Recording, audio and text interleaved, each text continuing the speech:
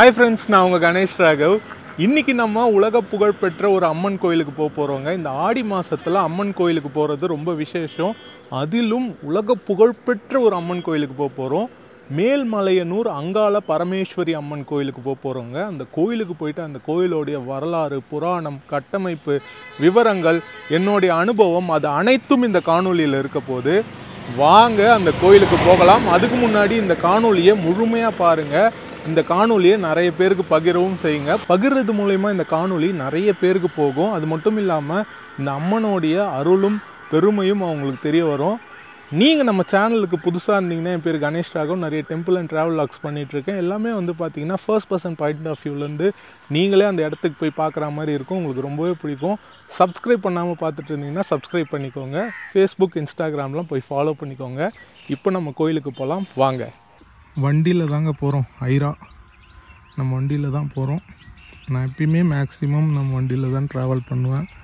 எனக்கு ரொம்ப பிடிச்ச விஷயம் ட்ராவல்ன்றது, அதுவும் வண்டி ஓட்டுறது. போவோம், அம்மனை நோக்கி போவோம். கிட்ட வந்துட்டோம். இன்னும் ஒரு 10 கிலோமீட்டர் தான். காஞ்சிபுரத்துலேருந்து வந்துட்டுருக்கேன்னா போவோம். நம்ம வந்துட்டோங்க. இதுதான் கோயில். பாருங்கள், நிறைய மக்கள் பொங்கல் வைக்கிறாங்க. இங்கே நிறைய மக்கள் தங்குறாங்க. இரவு தங்கினா இங்கே நல்லது அப்படின்ற ஒரு நம்பிக்கை இருக்குது. அமாவாசை அப்போல்லாம் இங்கே ஊஞ்சல் அந்த விழா நடக்கும். அதுக்கு நிறைய பக்தர்கள் வருவாங்க. அங்கே பொங்கல் வைக்கிறாங்க.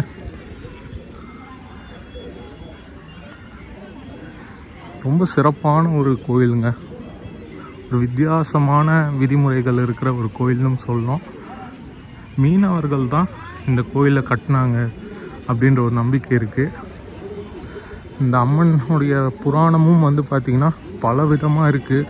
பல விதமான கதைகள் இருக்குது இந்த அம்மனுக்கு. அப்படியே நம்ம ஒன்று ஒன்றா பார்ப்போம். நான் எல்லாம் உங்கள்கிட்ட சொல்கிறேன்.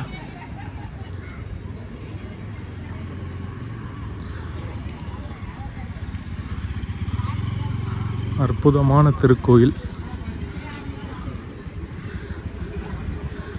இப்படிதான் கோயில் உள்ள போகணும் நம்ம.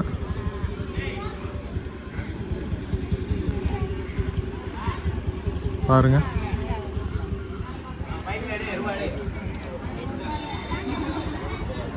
அங்க சுதை சிற்பங்கள்ல பாருங்க, சிவன், அம்பாள், அதுக்கப்புறமா புற்று இருக்கு.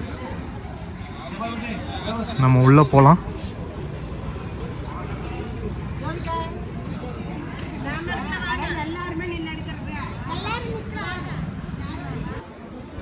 இந்த கோயிலில் இந்த ஆடு, கோழி அதெல்லாமும் விடுற பழக்கங்களும் இங்கே இருக்குது. நேர்ந்து விடுறது. அடுத்து நிறைய கடைகள். இந்த கோயில் வளாகத்தில் இந்த மலையனூரில் மீனவர்கள் தான் இந்த அம்மனுக்கு கோயில் கட்டினாங்கன்றதுனால கருவாடு இங்கேருந்து வாங்கிட்டு போவாங்க. இந்த காம்பவுண்டுக்கு வெளியே விற்கும்னு நினைக்கிறேன். கருவாடு வாங்கிட்டு போகிறது சிறப்பு. மற்ற எந்த கோயிலுக்கு போனாலும், எங்கே வெளியே போனாலும் நான்வெஜ்லாம் வாங்கின்னு வர மாட்டாங்க ஊரை விட்டு வெளியே போகும்போது. பட் இந்த கோயிலேருந்து கருவாடு வாங்கின்னு போவாங்க. அது ஒரு தனித்துவம். இது மேற்கு வாசல்.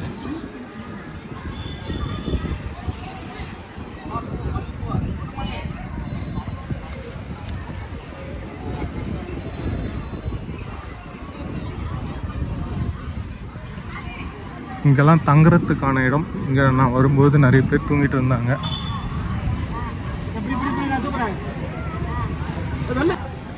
இங்கே படுத்த கோலத்தில் இருக்கிற, சயன கோலத்தில் இருக்கிற அங்காள பரமேஸ்வரி அம்மன் பெரியாயி அப்படின்றாங்க இவங்கள. அவங்க சன்னதி.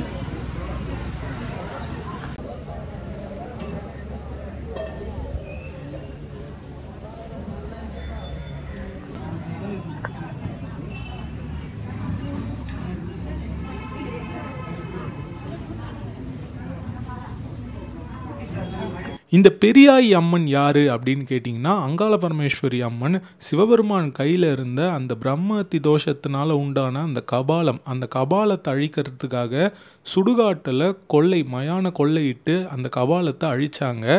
அழிச்சிட்டு இங்கே சயன கோலத்தில், படுத்த கோலத்தில் இருக்காங்க. இன்னொரு கதையும் இருக்குது. இந்த பெரியாயி அம்மன் யார், அவங்க செய்த செயல் என்ன அப்படின்னு பார்த்தீங்கன்னா, ஒரு மகாராஜா அவருடைய குழந்தைய பலி கொடுக்கணும் அப்படின்னு நினைக்கிறாரு. அந்த குழந்தைய பலி கொடுக்க அந்த மகாராஜாவுடைய மனைவியான ராணியும் வந்து தயாராக இருக்காங்க.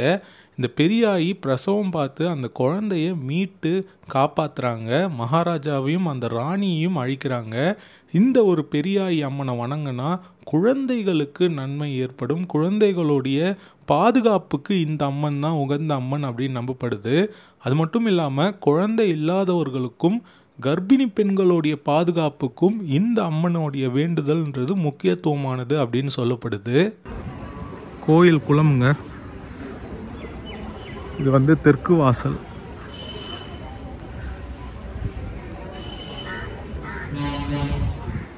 இங்க பெரியாயி சன்னதி இருக்கு.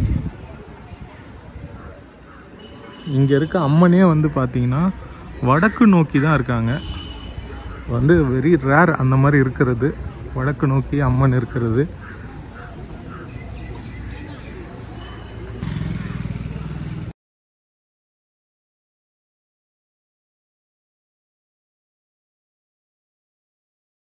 கூழ் விற்கிறாங்க பாருங்க.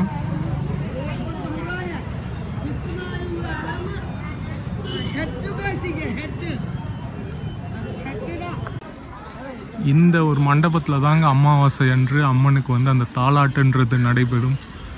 ஊஞ்சல் சேவை அது இந்த மண்டபம் தான் நினைக்கிறேன். போட்டிருக்காங்க அங்காள அம்மன் தாலாட்டு அப்படின்னு சொல்லிட்டு. இங்கே அவ்வளோ பேர் அமாவாசை அப்போ வருவாங்க, செம்ம க்ரௌடாக இருக்கும்.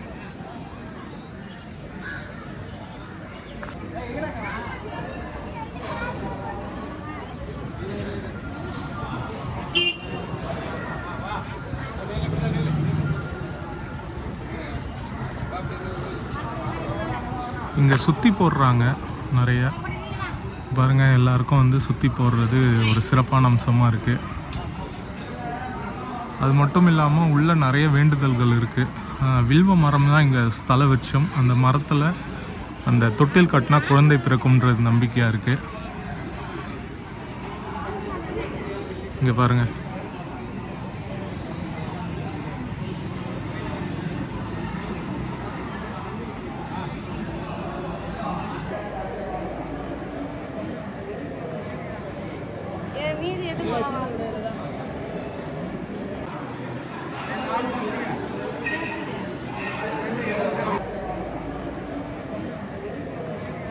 பாருங்க பிரம்மாண்டமாக அம்மன் நாகத்து மீது அமர்ந்த கோலத்தில்.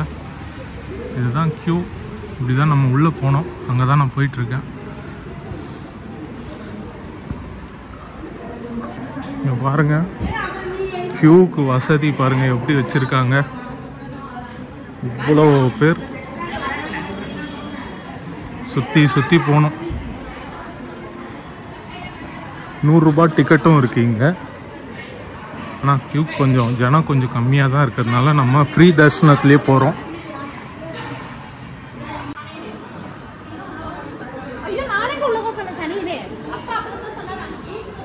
இந்த மாதிரிலாம் கோயிலில் வந்து இந்த வார்த்தையெல்லாம் பேசாதீங்க. நல்ல விஷயமா நினைங்க, நல்லதே நினைங்க. யாருக்கிட்டையும் சண்டை போடாதீங்க. கேட்டுதா ஒரு அம்மா பேசுனது, அதெல்லாம் பேசாதீங்க. சுவாமியே நினைங்க. ஓகே, போயிட்டு இருக்கோம். இங்கே பாருங்கள் திருப்பதி குடோன் மாதிரி நாற்காலிகள். அவ்வளோ கூட்டம் வருவாங்க இந்த கோயிலில்.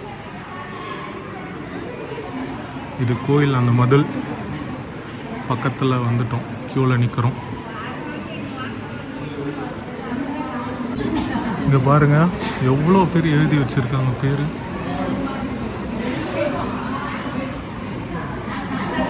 ஃபுல்லாக செவரு ஃபுல்லாக நல்ல பெண்ணில் தான் எழுதியிருக்காங்க. அதெல்லாம் செவுத்தையே உடைக்கிற அளவுக்கு செதுக்குவாங்க. அதெல்லாம் இல்லாமல் பெண்ணில் தான் எழுதியிருக்காங்க. இங்கே க்யூவில் வரவங்களுக்கு ஃபேன், குடிநீர் வசதி எல்லாம் பண்ணியிருக்காங்க. நம்ம இன்னும் கொஞ்சம் தூரத்தில் கோயிலுக்குள்ளே போயிடுவோம்.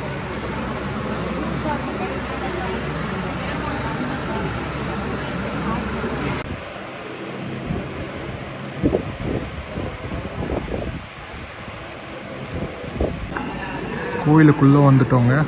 நான் சுவாமி தரிசனம் பண்ணிவிட்டு உங்கள்கிட்ட பேசுகிறேன்.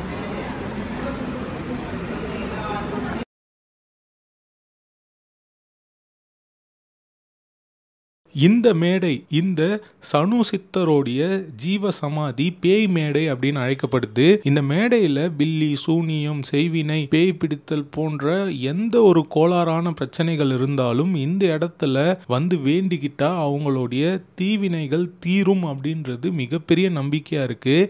இப்படி ஒரு பேய் மேடை நான் பார்த்ததுலேயே இந்த கோயிலில் மட்டும்தான் இருக்குது. வேற எந்த கோயிலையும் நான் பார்த்ததில்லைங்க. சுவாமி தரிசனம் பண்ணிட்டு வந்துட்டோங்க. உள்ள புற்றுக்கு அப்புறமா அம்மன் இருக்காங்க. ரொம்ப அருமையான தரிசனம். கூட்டமும் இன்னைக்கு ரொம்ப கம்மி தான். வந்து பார்த்தீங்கன்னா ஒரு சித்தருடைய சனு சித்தர் அவருடைய ஜீவ சமாதி இருக்குது. அதை பேய் மேடைன்னு சொல்கிறாங்க. அது ஒரு வித்தியாசமாக இருந்தது இந்த கோயிலில். ரொம்ப அருமையான தரிசனம். இதுதான் கோயில் வளாகம். அது அன்னபூரணி சன்னதி. இங்கே தாலாட்டு அம்மன் சன்னதி இருக்குது, அதாவது உற்சவர் சன்னதி. நாய் எல்லா இடத்துலையும் இருக்குங்க இந்த கோயிலில். உள்ள அம்மன் சன்னிதானத்துக்கிட்ட கூட நாய்கள் வருது.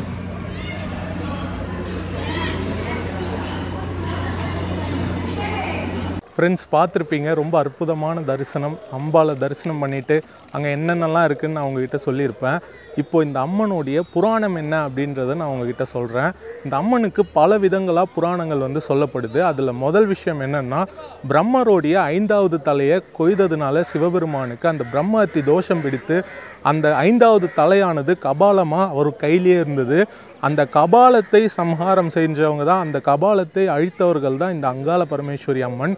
அது ஒரு விதமாக சொல்லப்படுது. அடுத்த விதம் என்ன அப்படின்னு கேட்டிங்கன்னா, தக்ஷன் நடத்திய யாகத்தில் விழுந்து அரூபமாக ஆனவங்க தான் இந்த அங்காள பரமேஸ்வரி அம்மன் அப்படின்னு சொல்லப்படுது.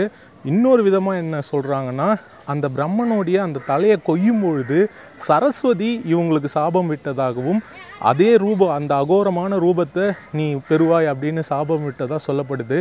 அப்படி அதனால தான் அங்காள பரமேஸ்வரி அப்படின்னு அவங்களுக்கு பேர் இருந்திருக்கு. அதுக்கப்புறமா திருவண்ணாமலையில் போய் அவங்க சாப விமோசனம் பெற்று ஒரு மூதாட்டி ரூபத்தில் இந்த இடத்துக்கு வந்திருக்காங்க. இந்த இடத்துல மீனவர்கள் அந்த அம்மனுக்கு இந்த கோயிலை கட்டியிருக்காங்க அப்படின்ற ஒரு நம்பிக்கை இருக்குது.